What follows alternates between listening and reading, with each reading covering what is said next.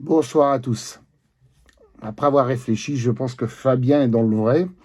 Une petite explication de notre passage, Cathy, Simon et moi, en tant que spectateurs à TMP.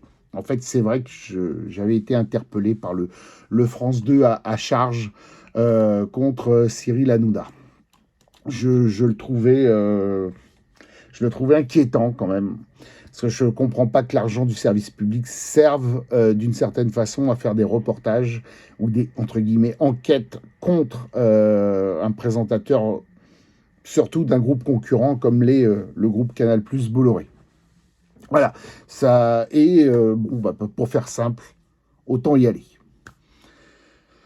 Bon, donc, à 16h45, devant les studios de Boulogne-Billancourt, une machine assez bien huilée. Déjà, un monsieur qui vient avec une sorte de tablette pour vérifier les noms par rapport à l'identité, par rapport aux inscriptions qu'on avait fait en ligne. Ensuite, la dépose de nos affaires et surtout des trucs électroniques, téléphone, tablette, montre connectée. Ça, c'est totalement mis au vestiaire. Et ensuite, comme à l'aéroport, contrôle X, fouille, palpation et passage. Voilà, ça, on voit que ça tourne bien. L'équipe de sécurité, nickel, très poli, très très poli. Après, on arrive dans la salle d'attente. De l'autre côté de la salle, de la même salle, il y avait pour Canal Football Club. Vous voyez, hmm.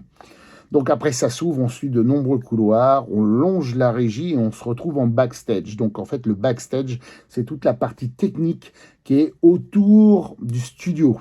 Ok. Alors moi je connais parce que des fois j'ai des Macs qui se retrouvent là-bas, surtout pour de la musique, des chanteurs et des choses comme ça. Donc en fait, j'y vais de temps en temps dans ce genre de studio, donc ça m'est pas un domaine surprenant ou à découvrir. Voilà. Bah, par contre, peut-être que pour Cathy, qui n'avait jamais fait ça, ça l'a peut-être émerveillé ou des choses comme ça. Donc en fait, le système, tu longes, ok, et après tu arrives avec une placeuse qui place les gens. Bon, faut pas se voiler la face quand t'es bien foutu, quand t'es une belle nana, eh ben, tu te retrouves dans les axes prioritaires. Hein. Les axes prioritaires, je rappelle qu'il y a plusieurs plans. Il y a le gros plan, il y a le plan américain, le demi-plan et le plan large. Hein. C'est des techniques de vidéo qui sont très précises avec des axes, des diagonales et tout. Bon, enfin bref, c'est très simple. Alors, voilà, nous nous sommes retrouvés au troisième rang dans le profil de Gilles Verdez. Euh, voilà. Bon, c'était sympa. Alors, ce qui était surprenant, c'est qu'il y a des habitués de cette émission. Et aussi surprenant que ça soit, ce ne sont pas forcément des jeunes, c'est plutôt des gens 60-70 ans qui ont, qui vont fréquemment, voire même toutes les semaines, quoi. C'est ce qu'on avait vu ça dans le reportage de France 2, et ça, c'est pas faux. Alors, j'ai même rencontré une dame qui m'a dit, vous savez, j'ai perdu ma maman, et en fait, ma thérapie, c'est de venir à cette émission. Elle me fait rire, elle me détend, et comme ça, je ne pense pas à ma maman. Et je vous réitère sa phrase, parce que je trouve ça très bon enfant et c'est sympa. Et c'est cette, entre guillemets, c'est cette image qu'on a eue. Alors effectivement, il y a quelques fiches, ils lisent de temps en temps, voilà. Mais il y a beaucoup de spontanéité et surtout, n'oubliez pas que c'est quand même un direct, ce n'est pas une émission qui est enregistrée à l'avance et qui est coupée un peu comme les émissions de seconde partie de soirée sur France 2, pour ne citer que, par exemple, le samedi soir avec Léa Salamé, parce que c'est des euh, deuxième partie de soirée qui sont importantes. Voilà. Et donc, pour tout vous dire, c'est assez sympa. Il y a un chauffeur de salle, il y a un mec qui met l'ambiance, on a un peu de musique et tout. Voilà. Alors, le point négatif, en dehors de ces, on va pas dire des groupies, mais ces gens assez âgés qui n'ont rien d'autre à faire et qui viennent très fréquemment, et des fois, ils se croient un peu tout permis. Il y en a une qui s'est mise à danser en haut. Bon, enfin bref, elle faisait la star. D'ailleurs, je l'ai revue aujourd'hui quand j'ai regardé. Moi, je l'ai revue. Elle est encore revenue aujourd'hui quand j'ai regardé TMP, une partie de TPMP ce soir. Bon, enfin bref. Donc, en gros, c'est assez sympathique. J'ai trouvé un tout petit défaut, c'est que le retour son, c'est-à-dire que ce que nous on entend, n'est pas forcément très élevé. Alors je sais, il doit y avoir une raison technique, mais c'est pas forcément très élevé. Et c'est vrai que quand tout le monde bouge ou applaudit ou fait des signes, on n'entend pas ce que disent Cyril Hanouna, ce que dit Cyril Hanouna et ses invités, ses commentateurs. Voilà. Euh, bon, voilà. Il y a pas, ce que je veux dire, c'est qu'il n'y a pas de surprise, il n'y a pas des directives en soi, c'est très, très, très spontané, et j'ai bien apprécié. Bon, alors évidemment, Cyril Hanouna, fidèle à lui-même, dit des conneries. Bon, des fois ça fait rire, des fois ça fait pas rire. Euh, faut tenir quand même, hein, c'est la période, et il faut pas oublier que c'est une prestation qui est là tous les jours quasiment, et en direct. Voilà, donc pour ça, chapeau. Que dire de plus? Ah oui, donc en fait, je trouve en conclusion que ce France 2 est totalement à charge, à la fois sur Cyril Hanouna, à la fois sur TPMP, et puis d'une façon plus large, à la fois sur Canal+, groupe Bolloré. Voilà.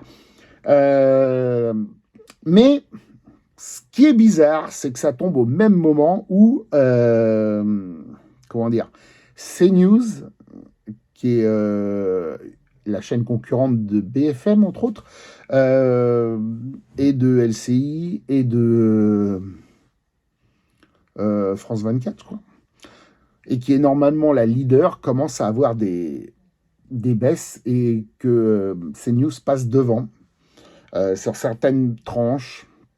Et on commence à dire que CNews grappille des parts de marché, et que voilà. Bon, Hanouna, c'est simple, dans cette période-là, il est leader, et ça fait un bon bout de temps qu'il est leader. De mon avis propre, j'ai pas forcément, comme je l'ai dit dans mes commentaires, je n'ai pas suivi Hanouna sur TMPMP. De temps en temps, je le regardais, mais c'était pas une obligation. En fait, ce qui m'a interpellé chez Hanouna et que j'ai trouvé excellent, où là, il a dépoussiéré carrément l'interview politique, c'est Face à Baba pendant la présidentielle. Je l'ai trouvé très, très, très bien, et j'ai trouvé cette émission, comment dire, intéressante pour les jeunes, et si ça a conduit quelques jeunes à aller voter, tant mieux, et peu importe pour qui ils ont voté, mais tant mieux. Moi, voilà, et c'est là où j'ai découvert le personnage Cyril Hanouna. Alors, il est vrai qu'avec le public, bon, il dit bonjour, mais il n'est pas si explicite que ça, mais faut quand même se le dire une chose, c'est qu'il fait ça au quotidien, donc peut-être que bon, il est un peu échaudé, voilà. Il va pas dire bonjour ou faire la bise à tout le monde, même s'il y en a certaines âgées qui sont en haut qui en rêveraient, mais bon, c'est pas le cas. Mais il y avait son fils et tout. Donc en fait, je trouve le positionnement et cette attaque dans Complément d'enquête assez sournoise, et comment dire, positionnée au moment où le groupe Bolloré monte bien, quoi. Et surtout, CNews est en haut. Alors, CNews, il est vrai que ça part bien à droite au niveau idée. Ça part presque à l'extrême droite, même, on pourrait dire, si ça ne l'est pas. Mais bon, j'ose à croire que les Français partent ou s'orientent petit à petit vers cette orientation d'une droite assez forte, suite aux problèmes récurrents qu'on voit dans notre pays. Ce n'est pas tous les problèmes du monde, mais ça en fait partie, et ça serait un peu bête de comment dire, de les mettre sous le tapis. Voilà. Après, chacun est libre de penser ce qu'il veut, chacun est libre de voter ce qu'il veut, soit. Mais il est vrai qu'il y a quand même un ressenti de la population d'un certain déclassement et d'une certaine, comment dire, inaction de notre gouvernement actuel concernant, par exemple, les politiques migratoires, ou par exemple les positionnements face au terrorisme et les attitudes à avoir. Aussi une certaine, comment dire, comment dire, désillusion vis-à-vis, par exemple, de la justice, comme par exemple la Cour européenne ou le tribunal administratif qui a recadré l'expulsion d'un fichier. Est-ce qu'on doit faire revenir à nos frais et lui donner un dédommagement de 3 000 euros? Voilà, ça, c'est des sujets qui parlent quand même. Alors évidemment, il y en a d'autres. Il y a l'écologie, la COP28, ou je ne sais plus combien, 29, 30, 35, 63. Évidemment, il y a des sujets comme l'eau où il n'y a pas assez de neige en endroit et l'eau qui déborde à noix. Voilà, il y a vraiment un questionnement sur beaucoup de sujets, mais il est vrai que pour beaucoup de Français, la sécurité, la non-agression, le non-vol, le respect, la politesse se perdent un peu. Et bon, voilà. Et donc, au même moment, ce qui est aussi intéressant, c'est que dans tous les sondages, et Dieu sait qu'en ce moment, c'est beaucoup minimisé, on s'aperçoit que pour les prochaines élections européennes, à l'heure actuelle, celle qui caracole en tête s'appelle Marine Le Pen, et qui a aussi beaucoup de voix pour Éric Zemmour, et qu'en fait, le parti d'Emmanuel Macron est un peu en délicate position. Voilà. Bon, je ne parlerai pas de la NUPES ni de Mélenchon, parce que je pense qu'il s'est auto-détruit sur le sujet d'Israël en ciblant une certaine communauté de votants, mais qui ne représente pas forcément la vie de la France, ou des Français, on va dire. Et voilà. Et donc, c'est quand même intéressant qu'on lance ce genre de pic à ce moment où on sent que, voilà, certains, on va dire, médias favorables à la politique d'Emmanuel Macron se trouvent en difficulté. C'est quand même un point qui m'inquiète, parce que c'est quand même une tendance à vouloir essayer un peu de contrôler le choix des Français par par le contrôle en soi de l'information. On dit ce qu'on veut dire, ce qu'on veut dire. Par exemple, la première ministre, Madame Borne, a été à Mayotte, et ça, c'est passé quasiment sous les radars, alors que c'est quand même un sujet pour le 101e département français. Voilà, donc voilà. Bon, historiquement, c'est ce que je disais, BFM est devant pour la simple et bonne raison, c'est que techniquement, il faisait un journal toutes les 15 minutes par rapport à tous les autres concurrents. Puis deuxièmement, c'était la première chaîne dans la liste d'information.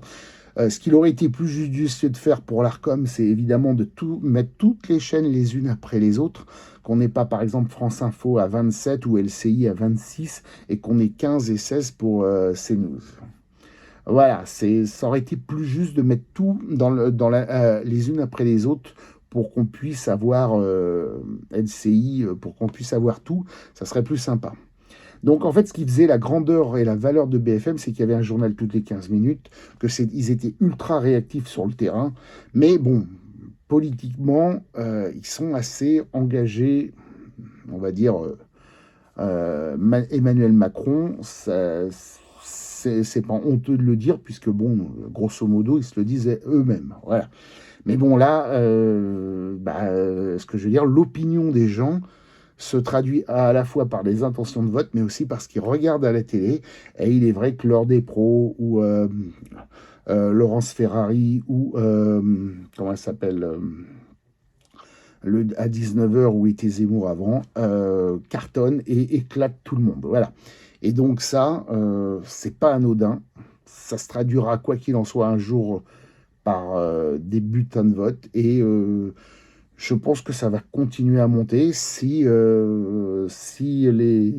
l'impunité sur certains sujets ou le ras-le-bol des gens continue à grandir. Voilà. Je ne sais pas si c'est la bonne solution, mais en soi, ce qui n'est pas la bonne solution, c'est que les concurrents s'attaquent au groupe CNews, Bolloré. C'est pas une question qu'il ait de l'argent ou pas. En plus, je me ravis que Vincent Bolloré gagne beaucoup d'argent, puisqu'il habite, voilà, sa société est basée dans ma ville, et ça paye de la CFE, donc la taxe entreprise modifiée maintenant, à ma commune, et ça fait moins d'impôts pour les habitants de la ville. Donc, encore une fois, je ne vais pas, comme dit Hanouna, on ne crache pas dans le pain qui te nourrit. Moi, Bolloré ne me nourrit pas directement, mais il nourrit ma commune. Et si je n'ai pas forcément beaucoup plus d'impôts grâce à ça, tant mieux. D'ailleurs, on va accueillir le siège de Total qui passe de Courbevoie à Puteaux. Donc, tant mieux aussi. C'est pas pour être contre quelqu'un d'autre, mais je me réjouis que si ça fait plus d'argent dans les caisses de la commune, du département, et que ça peut aider à faire des choses encore mieux, bah tant mieux. Déjà qu'on a le maximum de choses qui sont faites, mais voilà. Donc voilà, pour moi, totalement à charge.